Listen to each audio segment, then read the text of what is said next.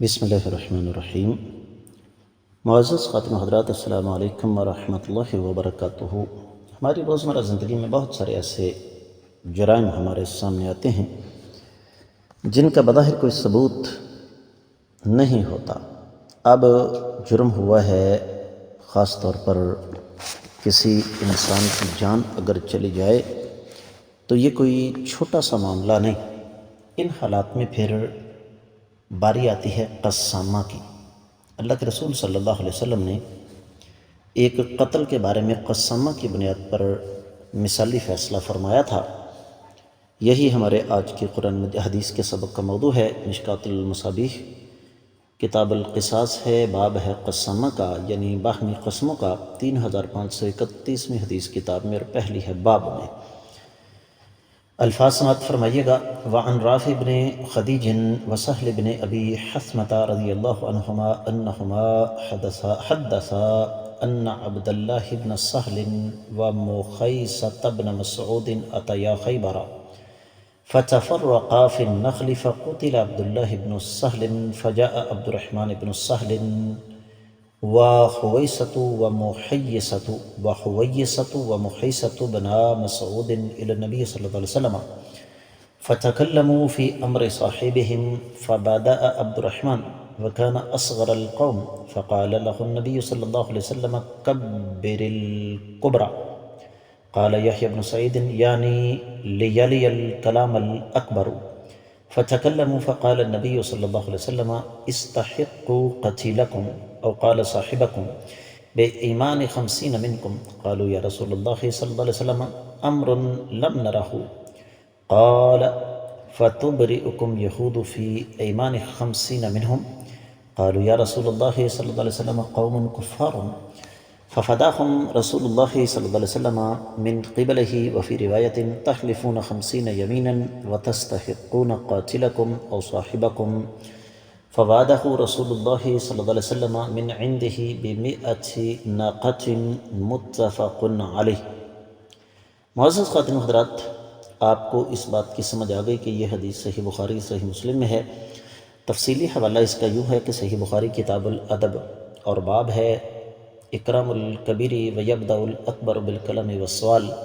جو عمر میں بڑا ہو اس کی تعظیم کرنی چاہیے اور پہلے اسی کو بات کرنے دینی چاہیے۔ اور یہ حدیث صرف صحیح بخاری میں نہیں، صحیح بخاری میں 6142 ہے، صحیح مسلم میں 4342 اور 43 ہے، سنن ترمذی میں 1422، سنن ابی داؤد میں 4520، سنن نسائی میں 4717 اور 16 ہے۔ تو حدیث سند کے اعتبار سے کسی قسم کی بھی بلکہ ہر قسم کے شک و شبہ سے بالا تر۔ ترجمے کی طرف بڑھتے ہیں۔ سیدنا رافع بن خدیج رضی اللہ تعالیٰ عنہ سے سہل بن ابی حثمہ نے بیان فرمایا کہ عبداللہ بن سہل اور محیصہ بن مسعود رضی اللہ تعالیٰ عنہما خیبر میں تشریف لائے۔ وہاں کھجوروں کے باغات میں الگ الگ ہو گئے۔ ناگہانی طور پر سیدنا عبداللہ کو قتل کر دیا گیا۔ تو عبد الرحمن بن سہل اور مسعود کے 2 بیٹے حویصہ اور محیصہ نبی علیہ السلام کی خدمت میں حاضر ہوئے۔ ان تینوں نے اپنے مقتول کے بارے میں گفتگو کی۔ عبد الرحمن بن سہل نے گفتگو کا آغاز کیا۔ یہ شخص عمر میں ان سب سے چھوٹا تھا۔ نبی علیہ السلام نے انہیں حکم دیا کہ بڑوں کو بات کرنے دو۔ یحییٰ بن سعید فرماتے ہیں کہ نبی علیہ السلام کا مقصد یہ تھا کہ وہ شخص کلام کرے جو عمر میں بڑا ہے۔ تو اس نے گفتگو کی تو نبی علیہ السلام نے فرمایا تم اپنے مقتول یا اپنے ساتھی کے حقدار بن سکتے ہو بشرطے کہ تم میں سے 50 افراد قسمیں اٹھائیں۔